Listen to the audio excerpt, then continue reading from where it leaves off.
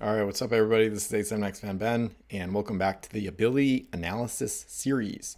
And this time we're going to be going over ignores terrain. So the ship ignores terrain when she is given a move action. Islands are not terrain. So this appeared on a variety of crew and ships, and it also had a slight ability text change where it says except icebergs, starting with the Frozen North set when they were introduced. I think it's worth going over the pirate code entry, and it says this ability applies only while the ship is moving during a move action. If it stops on or is moved over terrain by some other effect, terrain effects apply normally. This ability has no effect on other ships. If another ship is lost in a fog bank, it cannot be touched, ran, boarded, shot at by the ship. If it passes over terrain while towing another ship, the effects of that terrain apply normally to the towed ship. And both versions of this ability are considered the same. These ships cannot ignore icebergs. The difference in wording occurs only because iceberg terrain did not exist when this ability first appeared. So this is something this is actually one of my main disagreements with the pirate code. I don't really like that. I think it's needlessly confusing because if people open a pack of Revolution and then they start using the patch and icebergs happen to be in the game, they're going to be like, it says I ignore terrain, icebergs are terrain, so why can't I ignore them? So I think this is kind of I personally disagree with it, but that's what the code says. So for official purposes, that's the case. But anyway, and then ship ability does not gain a movement bonus for passing over trade current, but it does if it starts the turn on it because it hasn't started the move action by then. And then you can still go through whirlpools. You just have to end your movement on whirlpools rather than going only over them, whatever. So, and I think it's worth mentioning that a good combo with this that I haven't really thought of before is that technically, per the rules, placing crew occurs after placing terrain. So therefore, you could use a zero limit ransom +5 crew to bring this in, and after you see the map. So that's kind of an interesting combo that I haven't really tried with this that I kind of want to try out. So in terms of pros and cons, overall, I think this crew is not really worth it.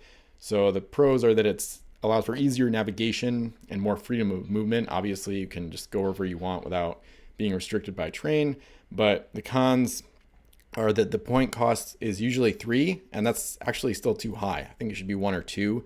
A lot of times, if you're using the official rules, terrain has to be S away from other terrain and islands when it's placed, which makes terrain extremely easy to avoid.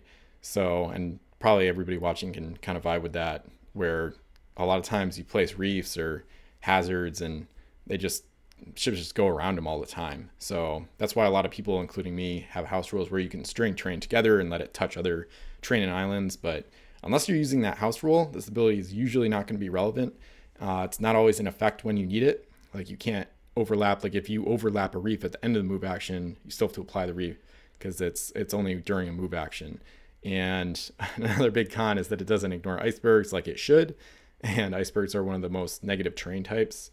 And then for combos, like I talked about, if you have like a 10 master in your fleet and you're placing crew and you've got a zero limit ransom +5 crew in your fleet, which often is the case, and you see that there's a lot of reefs out there, you could add the patch to the Zeus, for example, and maybe avoid getting shipwrecked. So depending on the house rules in play, it could be decent via that combo. So I think I might try that out sometime in a game with a lot of terrain based on the setup.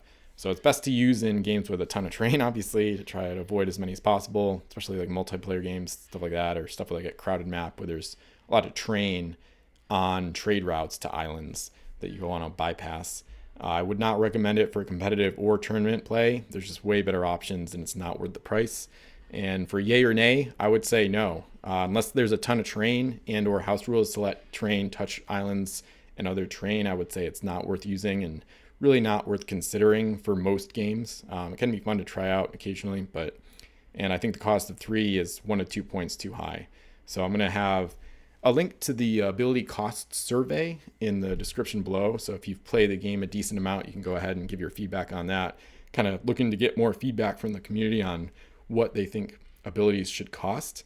And feel free to check out the affiliate links in the description below to help out the channel and my Pirates with Ben website, which you can find the link to in the description as well. Thanks for watching. Subscribe for more Pirate CSG content if you'd like, and I'll see you in more videos.